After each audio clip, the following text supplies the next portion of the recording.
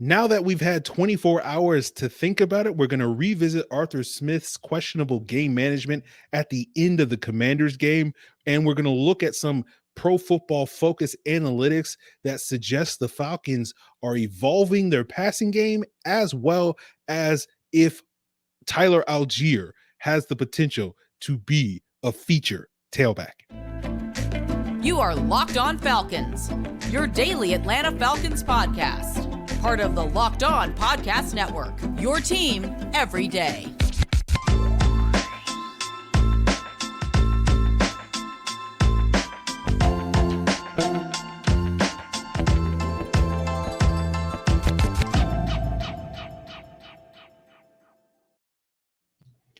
So, guys, you know me. I'm Aaron Freeman, a.k.a. Sirius Black, a.k.a.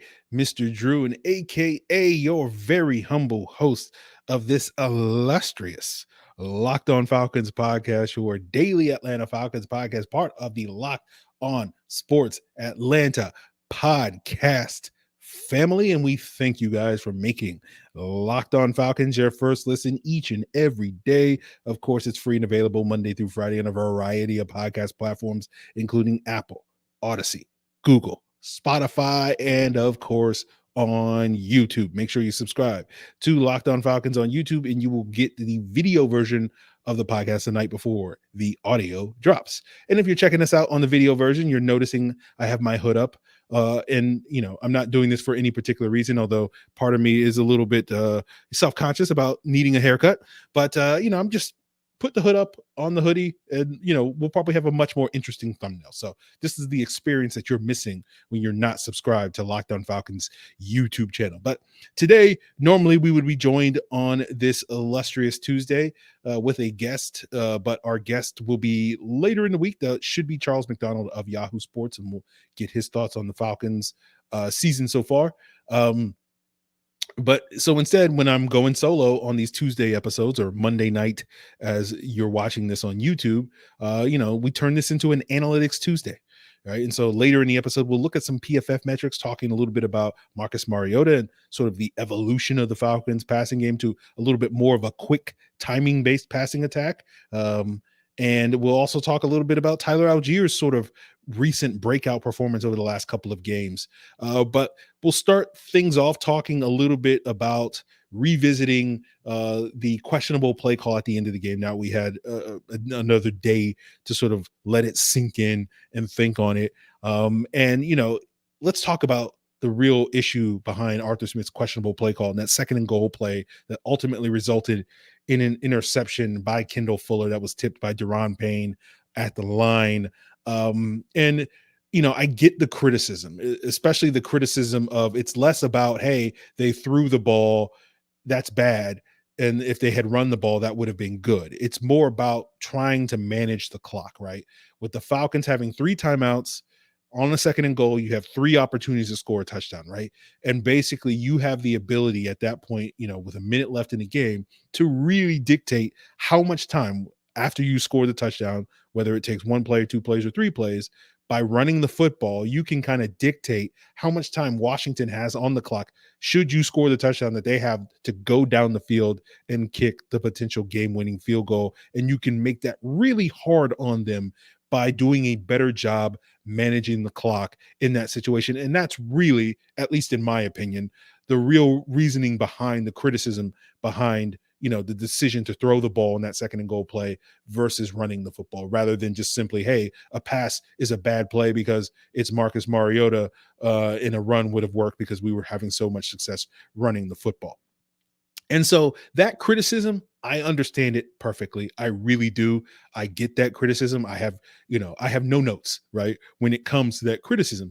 But that decision, let's say, while I think that criticism is fair, that decision to me doesn't really bother me that the Falcons chose to pass in that situation. Again, I understand why people see that as a bad process rather than just focusing on the result of the play. It's just a bad process of, a better process would have been, let's try to control the clock. Let's try to, hide the fact that, our defense is almost certainly, if we give them, 45 seconds on the clock, and they only have to go 45 yards to kick the game-winning field goal, we know the Falcons defense is notorious for giving that up.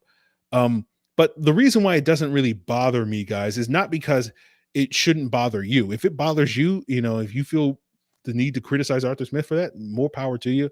The reason why I'm explaining this is because it doesn't really bother me. Like, this podcast is less about, hey, here's my opinion, here's why I'm right, and here's why you're wrong. It's, here's my opinion, here's why I think here's why I have that opinion, and you guys can do with that what you want, right? Whether you take it or leave it, doesn't really matter to me. I'm gonna still keep getting these checks, right? But like, it doesn't bother me because longtime listeners may recall back during the days when Alan Stirk was my co-host and we were the Falcons Fans podcast, RIP. And he would often be critical of like Dan Quinn and Mike Smith, play calling or game management and stuff. And I would just kind of be like, yeah, whatever, and like, it's just a thing that I am not as sort of like gung-ho about, like, how this is a problem, right? It's similar to the reason why I tend to not get bent out of shape about poor officiating. Like, I acknowledge it. I notice that it exists, but it doesn't really bother me all that much because to me, it's just kind of a part of the game. And that's kind of where I am with coaching and poor game management. Like, from my perspective, I think there's a lot of people that kind of think like, good coaches manage games well and bad coaches don't. And I'm like, there's plenty of Hall of Fame coaches that are bad game managers. Andy Reid's probably the best example of this, of a guy who's like notorious, at least if you go back and, in his days in Philadelphia and early on in Kansas City, that was notorious for some highly questionable game management decisions in some much more notable games than this Washington game. And like, is that the real, does anybody care about that? Not really. And so that's kind of where I'm at. It's why you hear me harp on like expectations. Like, if I expect something to happen, I don't get bent out of shape when it does ultimately happen. And whether that's, predicting the Falcons to win or lose or whatever, or predicting coaches to get game management stuff wrong or officials to blow calls, like, if I expect those things to happen, like when it happens, I just go, it is what it is. Again, I know that statement means nothing, but like, that's kind of how I feel about it. So, revisiting that topic, I get the criticism. If you feel, compelled to say this is why Arthur Smith is a bad coach, then more power to you. I don't necessarily agree. I think good coaches, bad coaches, do generally make mistakes when it comes to game management. Now, certainly good coaches probably do it less than bad coaches. And we've seen Arthur Smith have some questionable decisions, in this Washington game and other games over the past, 29 games that he's been the Falcons head coach. But we had these same issues with Dan Quinn. We had these same issues with Mike Smith. These aren't things that I particularly harp on when it comes to the evaluation of coaching. So if you were listening to yesterday's rapid reaction and you're like, oh man, Aaron's been killing Arthur Smith for months, and now he's going to finally, tear his head off on this post game or whatever. And I'm just like, yeah, it's whatever. And you're like, what? I understand why you have that expectation, but like, getting on coaches for poor game management is just not something that I spend a ton of energy doing. But if you do, more power to you. So I just wanted to revisit that topic. And now that we've had a couple of hours or a day to sort of, let it sink in. So we'll move off of that and we'll sort of talk a little bit more about the quarterback position and how there's some PFF data that I found interesting from this Washington game that suggests that the Falcons are kind of evolving their offense a little bit to more being a quick game passing attack than what they have been throughout most of the 2022 season. And we'll explore that and whether or not that's going to be the way that they evolve their offense moving forward. But guys, before we get there, I do want to thank you for making Locked On Falcons your first listen each and every day. And of course, for your second listen, you got to check out Locked On Sports Today, where you're getting the biggest stories and go behind the scenes and beyond the scoreboard with the local experts that only Locked On can provide on the Locked On Sports Today podcast. Subscribe to it on YouTube or wherever you get your podcasts. And now a word from our sponsor, Turo, who have the world's largest car sharing marketplace. With Turo, you can book any car you want, wherever you want, from a community of local hosts. You can browse a huge selection of vehicles for just about any occasion or budget across the US, UK, Canada, and now in Australia. You can book a spacious SUV or minivan for that upcoming family road trip. You can get a classic luxury car for a special event or holiday. You can find affordable economy cars that can just get you from point A to B if you're on a budget, or you can test drive that new electric vehicle that you've had your eye on to see if it fits your new lifestyle that you're going to start off in 2023. Many Turo hosts can even deliver the car right to you. Every trip is backed by liability insurance. Terms, conditions, and exclusions apply. Ditch boring rental cars and find your drive at Turo.com. That's Turo.com. So, talking about the PFF grades and analytics, and, I don't pay that much attention to PFF grades. I look at them, but they're not a huge part of my evaluation. I find, some of the other numbers that PFF is throwing out there and analytics and metrics that they throw out there far more interesting and far more part of my evaluation, because, I'm watching the film too. So I can come up with my own assessment of how good or bad a player is based off of that. So those other data, being able to sit down and chart all that stuff is something I don't have the time to do. So that's really where PFF, contributes. And one of the things that I noticed looking over some of the PFF metrics from this Washington game was Marcus Mariota seemingly getting the ball out quicker, right? Like I noticed he had a time to throw on non-play action passing plays of 2.3 seconds against Washington. And I thought at the moment, it's like, that's got to be one of the fastest times he's had this season. I haven't paid a ton of attention to that. And so I went back down the rabbit hole and I did discover it's the second fastest time he's had. The fastest time he's had on, time to throw on non-play action passes was a week ago against Chicago when it was 2.07 seconds.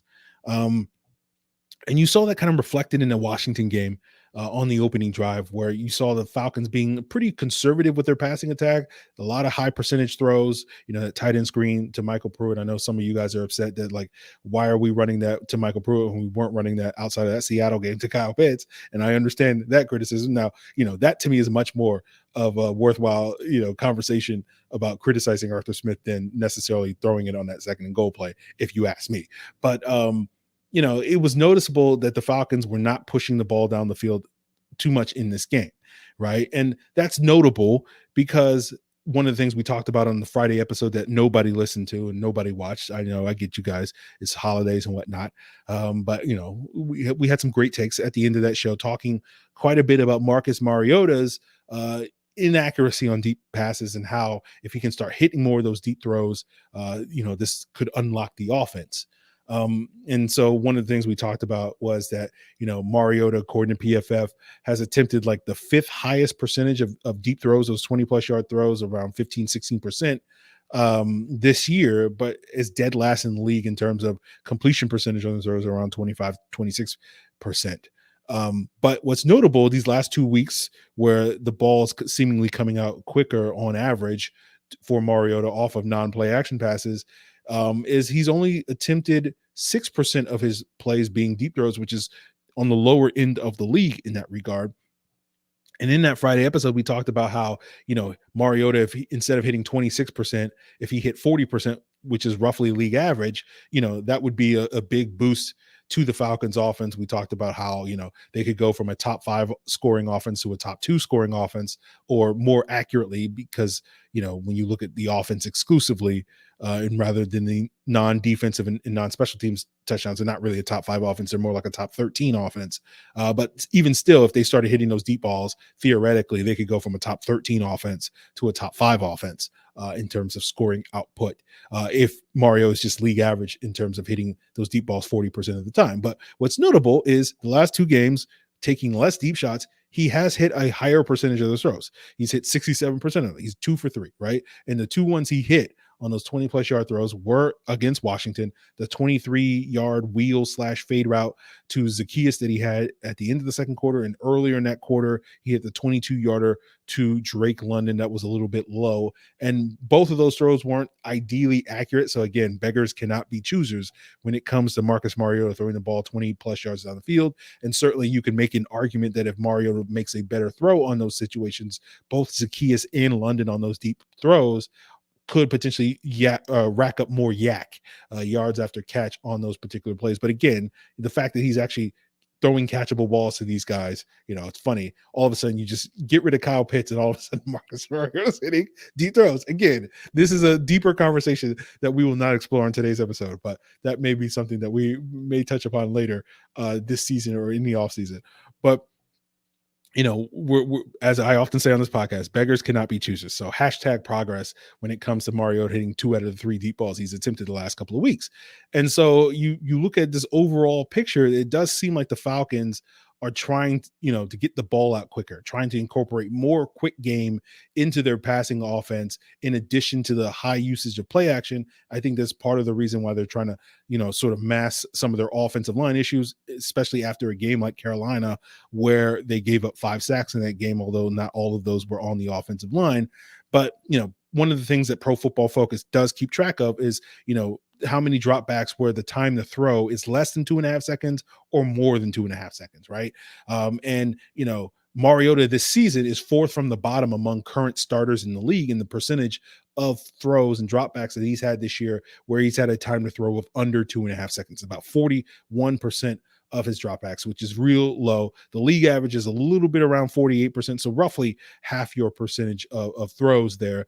And so the last couple of games, you haven't seen a massive uptick in terms of the increased percentage of these under 2.5 second throws than you saw earlier in the season, but there has been a movement towards that as part of this ongoing conversation that we often have about the evolution of this offense. And so when you look at the last 4 games combined, about 42% of Mariota's throws have had a time to throw of under 2.5 seconds. And you compare that to the first 4 games of the season, where that number was 33%. And again, that's not a massive difference from 33 to 42%. But on average, over the last 4 games, that difference is on average about 3 more quick throws per game than he did in the first month of the season. And the other interesting thing when it comes to this time to throw conversation is that when you look at the games where Mariota had the highest percentage of throws with less than 2.5 seconds on the time to throw, those games were Tampa Bay, were 50% or more of his throws, I should say, right? Were Tampa Bay, San Francisco, and Chicago. And the San Francisco game is notable because that was the one game where it was well over 50%, where 71% of his throws had those quick dropbacks of under 2.5 seconds. Where the ball came out. And obviously that was his best game. And I'm sure some of you think, oh, well, that's not a coincidence. I think that's more of a coincidence because we'll talk about this a little bit later, but I don't think Mariota's strength is really that quick game stuff, but it does feel like he's doing a better job of that as the year is progressing than he was at the beginning of the year, where that was a real issue for him. But it goes back to the conversation again of trying to protect the offensive line, right? Where you're trying to get the ball out quickly. And that's one of the things where you've heard me say this, and I'm sure you've heard other people talk about this, where sacks allowed is not always an offensive line stat. Often it's a quarterback stat, where if you have a quarterback that's really good at getting rid of the ball quickly, right? You're going to take less sacks. And that's never really been a strength of Mariota's, but it does seem like he's getting a little bit better at that. And, that's why I don't think it's a coincidence when you look at someone like Tom Brady. And again, I know it's not fair to compare anybody to Tom Brady, but he currently leads the league in, according to PFF, in terms of the percentage of dropbacks that he has where a time to throw was less than 2.5 seconds, with 62%. And I don't think it's a coincidence that he also is the least sacked quarterback in the NFL based off of sack percentage, right? And that's always been Tom Brady's superpower. It's not just, hey, he plays behind great offensive lines, but he's such a quick processor that he's going to get rid of the ball quickly. That goes back to the conversation we had after that Tampa Bay game on my All 22 review, when I was talking about, hey, Pro Football Focus lowball us on some of these pressures because Tom Brady's just so good at getting rid of the ball quickly that's impossible to get some of these pressures. So, I was kind of like, our pressure rate was a little bit better than PFF gave us credit for in that particular game. But if you look at Mariota on these throws where he had a time of throw of less than 2.5 seconds, he's only sacked on those plays about 6.1% of the time, which is above average. When you look at the plays where he has a time of throw of over 2.5 seconds, his sack rate is about 9.8%. And that's basically the difference between, like the 13th best, sack rate in the league to like the 31st, like they get second to last. I think Justin Fields is the only quarterback in the league that is sacked at a higher rate than 9.8%. And so that kind of speaks to what I'm talking about, where, it's a sack can often be a quarterback set, where if you have a quarterback that excels at that quick game, you can operate a lot more of that and thus limit your sacks. That's part of the reason why Matt Ryan historically, not so much in recent years, was not often a sack quarterback, and relative to how much he was pressured, right? And this was something I touched upon in the offseason, relative to how much he was pressured, Matt Ryan does not sack very much compared to Marcus Mariota. But, as I said earlier, I don't think the quick game is really a strength of Mariota's. I don't think he's terrible at it, but like even in his best years in Tennessee, like he was at best like league average in that regard. And this goes back to the conversation of, why I do think this Falcons offense would benefit from having a player like Desmond Ridder starting for them in the long term, because I do feel like because of Ridder's advanced processing that we saw flashes of in the preseason, and we saw, consistently him praised for coming out of Cincinnati, is that unlike Mariota, this has the potential to be a strength of his game. I'm not saying he's going to be Tom Brady, not saying he's going to be Matt Ryan in that regard, or Peyton Manning, or any of these greats or anything, but I do think he can at least reach the bar of being more than just a league average quarterback on his best days when it comes to the quick passing game. And obviously that's more of a hope at this point than something I can stay with, absolute fact.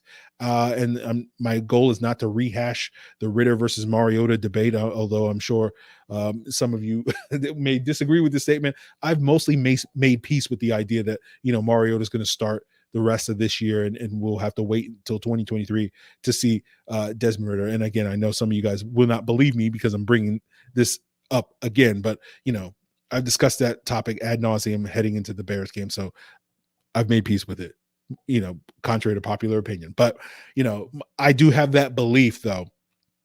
All of this is to sit here and say is I do have that hope that, Desmond Ridder can be the daywalker, to borrow a reference from the movie Blade from 25 years ago, which is that, like, he can have all of Mariota's strengths, but none of his weaknesses, it's all the mobility stuff, the off structure playmaking ability, but none of the weaknesses, which is the deep passing and the quick game stuff that we've seen, rear its ugly head time and time again with Marcus Mariota. Although, again, to Mariota's credit, it does seem like things are getting better, but maybe not at the rate that we would ideally want. But we'll see how that all plays out. Obviously, we hope for the best and expect the worst. That's basically the summary of my fandom. I hope, for the best when it comes to Desmond Ridder moving forward. But, I expect the worst, not necessarily with Desmond Ridder, but, with Marcus Mariota, whatever you want to say with that. So that's my fandom in a nutshell, and we'll hope to see, if Ridder can break out in 2023. But we'll move on from today's episode and talk about, one breakout that we hope to see from Ridder in the future, to one breakout that we're seeing currently that has nothing to do with the quarterback, and that's with Tyler Allgeier, another rookie, and how powerful a runner he is, and how that's been a welcome surprise to me. And we'll break that down looking at some of the PFF metrics as we wrap up today's Locked On Falcons episode. But guys, now a word from our sponsor, Audible. This episode is brought to you by Audible. Audible is releasing a slate of new football podcasts that we're sure you're going to love. You can check out Block Forever, a brand new podcast from former NFL All-Pro Ryan Khalil and Audible. I remember Ryan Khalil when he was playing for the Panthers, nailing Curtis Lofton on the second level blocks back in the day. And now he's taking the football conversation to the second level, to that next level. So get the inside look into the game through the eyes of some of the greats. Ryan's going to sit down with players, coaches, and former pros across the league to get the real scoop on what happens on the field and behind the scenes inside the locker room, during team meetings, and even back at the hotel. New episodes of Block Forever will be released every week, all ahead of Thursday Night Football, available for free on Audible or wherever you get your podcast. Audible, get in the game.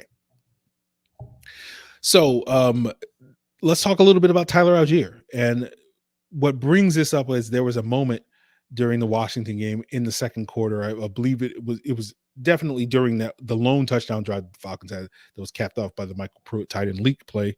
Again, why couldn't we see more of that, Arthur Smith? That's the real beef that I have. But I tweeted out a couple of things during that show, that drive, like the opening play, Caleb Huntley ripped off a 12-yard run. And so I tweeted, something along the lines of Caleb Huntley is the Falcons' best running back. I don't care. Then, what was funny about it was a couple of plays later, Tyler Allgeier ripped off like a 15-yard run. And so I tweeted, Tyler Allgeier is the Falcons' best running back. I don't care. And then the very next play, I think Cordero Patterson had a 20-yard run that was called back due to a Michael Pruitt face mask. And so I tweeted, Cordero Patterson is the Falcons' best running back. I don't care. And rather than, the notable is not, hey, look how, glib I am on Twitter. But like what's notable about those three tweets in rapid succession was the Tyler Allgeier tweet got way more likes and retweets than the other two did. And to me, that sort of gets the gears rolling, being like, okay, like clearly this sort of hit a vibe, or this touched a nerve where it does feel like a lot of people, sort of agree with that sentiment. So let's explore that a little bit more. And it's not necessarily because, you feel like, who, it doesn't really matter who you think the Falcons' best running back is. It's weird to me when people decide to plant their flags on players and whatnot. But with that being said, let's talk a little bit about Caleb McGarry Island. Of course, I'm kidding. But, it reminds me a little bit of the Devontae Freeman, Tevin Coleman civil war that existed years ago. My stance on that was like the Falcons have two good running backs. It's just a matter of, what you prefer, who you like a little bit more, but they're both good. But, amongst other Falcon fans, it felt like, no, you like one and the other one's terrible.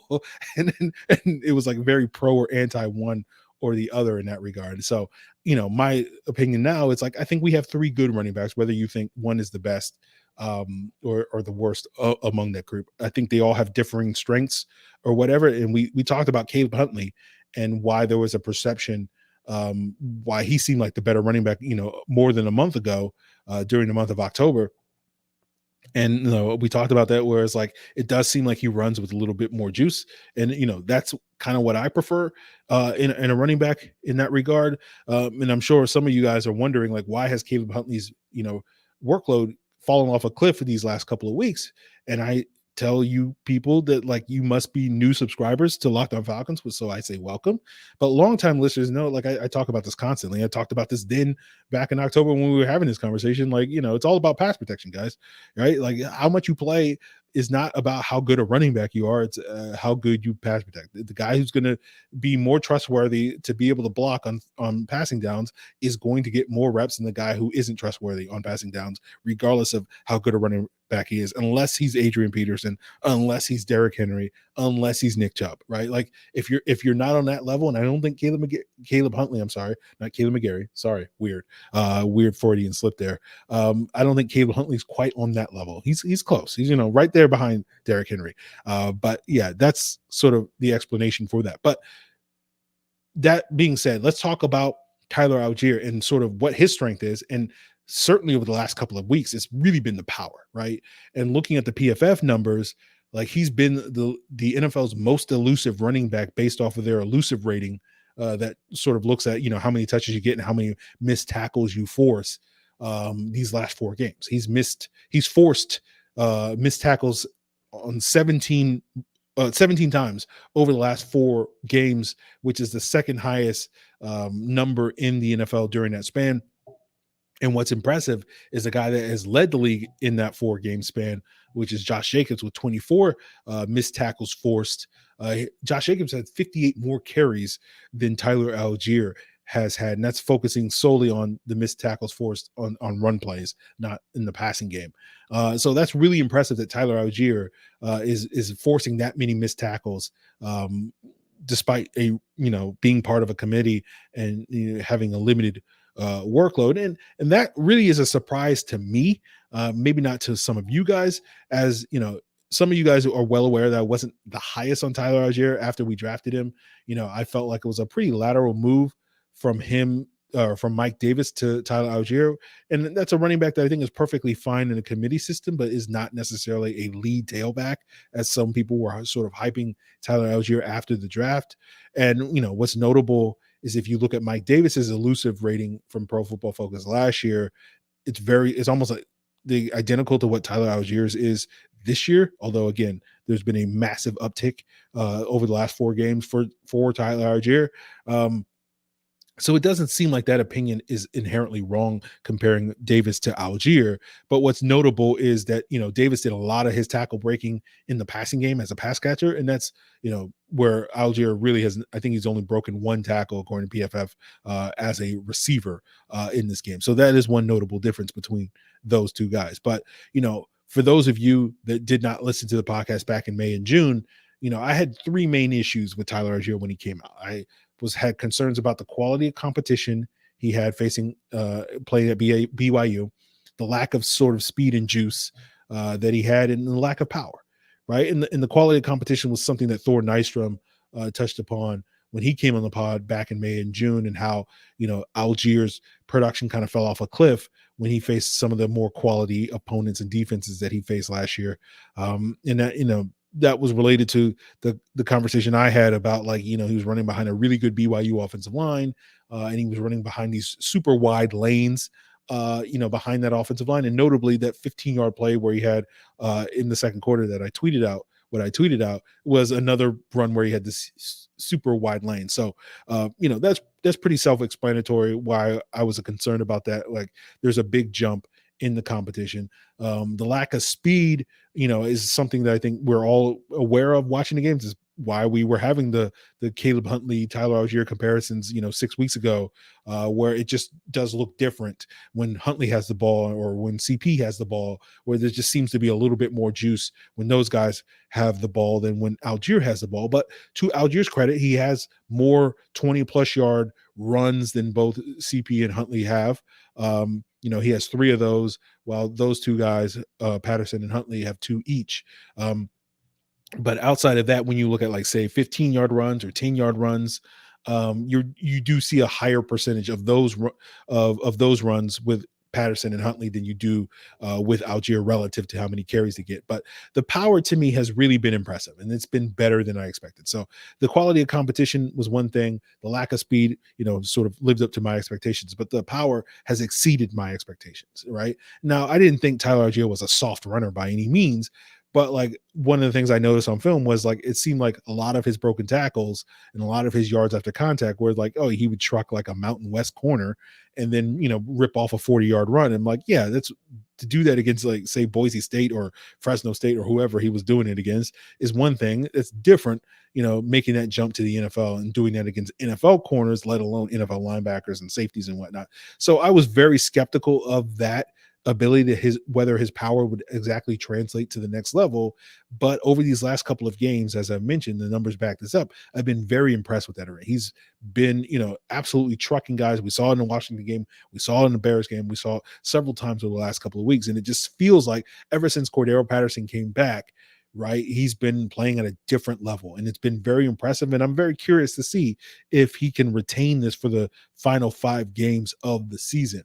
Now, I still am of the opinion that Tyler Allgeier is probably more of a lead committee tailback than a true sort of feature running back. I'm still reminded of Mike Davis when I watch him play, but more of the Mike Davis from 2020 when he was in his final year with Carolina than the Mike Davis in 2021 when he was here in Atlanta, where Mike Davis in Carolina looked like arguably the best number 2 running back in the league when he was able to take over for, Christian McCaffrey. Very similar to how Dante Foreman has sort of taken on that mantle the last 2 years, filling in for Derrick Henry last year in Tennessee and now McCaffrey in Carolina. So I'm getting similar vibes from Tyler Allgeier, and I'm very curious to sort of see if, he can maintain that for the next 5 games, or he can continue to ascend and potentially be considered an RB1 by year's end. Now, I'll admit I'll probably always be a little biased against him as a quote unquote true blue RB1 feature running back, because typically, my biases, my preferences tend to want a guy that's a little bit more complete, a guy that has a little bit more juice, has a lot more agility, is a little bit more dynamic in the passing game than what Allgeier has been to date. But again, those will be things that we'll keep an eye on as the rest of the season looks like. And so those are the things I tend to look for in a feature running back or an RB1, if you want to call it that. But we'll see if Allgeier can live up to that. So I've been very impressed with Tyler Allgeier these last couple of weeks, being a lot more powerful a runner than I have thought. And, can he maintain this for the next 5 games?